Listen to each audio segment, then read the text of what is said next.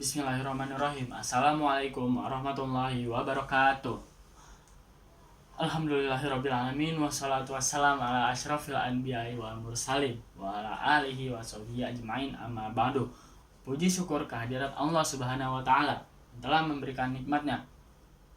Salawat serta salam selalu tercurah limpahkan kepada Nabi Muhammad SAW beserta keluarganya dan para sahabat-sahabatnya.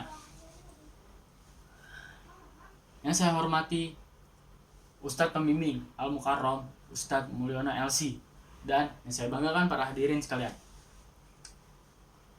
Berdirinya saya di sini, saya ingin menyampaikan pidato tentang tawazun. Para hadirin yang berbahagia, tawazun atau yang dimaksud dengan memberi sesuatu akan haknya tanpa ada penambahan dan pengurangan sedikit pun, atau bisa kita sebut yaitu keseimbangan.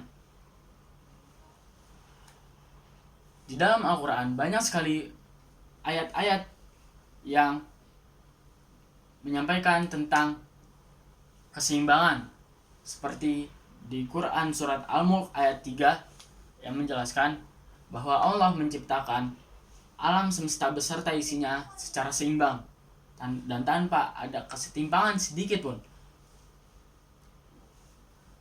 Ini juga berarti keseimbangan itu adalah fitrah. Seperti juga di dalam surat Ar-Rahman ayat 7-9 yang berisi agar manusia menegakkan neraca keseimbangan dalam kehidupan kita. Para hadirin yang dirahmati Allah, dalam hal manajemen tawazun, Rasulullah SAW adalah sebaik-baiknya teladan bagi kita semua. Beliau selalu berupaya maksimal dalam posisinya sebagai apapun, baik sebagai pemimpin negara, ahli ibadah, ahli strategi perang, suami yang baik, ayah yang teladan, maupun sebagai guru yang baik bagi para sahabat-sahabatnya, dan sebagainya. Ada 3 aspek yang harus kita jaga keseimbangannya. Yang pertama yaitu jasad. Untuk menjaga keseimbangan jasad, kita harus memperhatikan asupan makanan yang tidak hanya halal tapi juga baik atau thayyib, seperti yang dijelaskan di surat Abasa ayat 24 dan Al-Baqarah ayat 168. Dan juga kita juga harus menjaga kebugaran tubuh kita agar kita tidak terserang oleh penyakit apapun dan agar selalu sehat. Yang kedua ada akal. Untuk menjaga keseimbangan akal, kita memerlukan asupan, yaitu ilmu yang bermanfaat. Dan saat kita mencari ilmu yang bermanfaat itu, kita juga harus seimbang antara belajar ilmu syar'i dengan ilmu modern. Lalu yang ketiga ada ruh.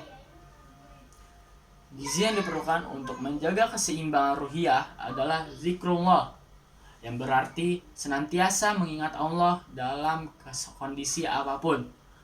Dalam Quran surat Al-Muzammil ayat 1-20, Allah Subhanahu wa ta'ala menjelaskan bahwa kita dianjurkan untuk bangun di sepertiga malam.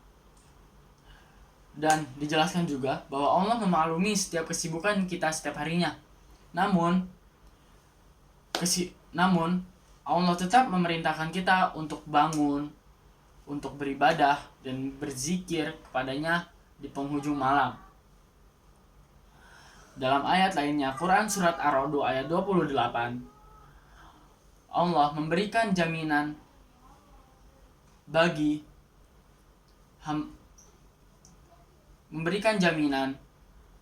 bahwa hanya dengan mengingat Allah lah hati kita akan menjadi tenang. Para hadirin yang dirahmati Allah, Jika ketiga aspek ini dapat kita jaga kesetimbangannya,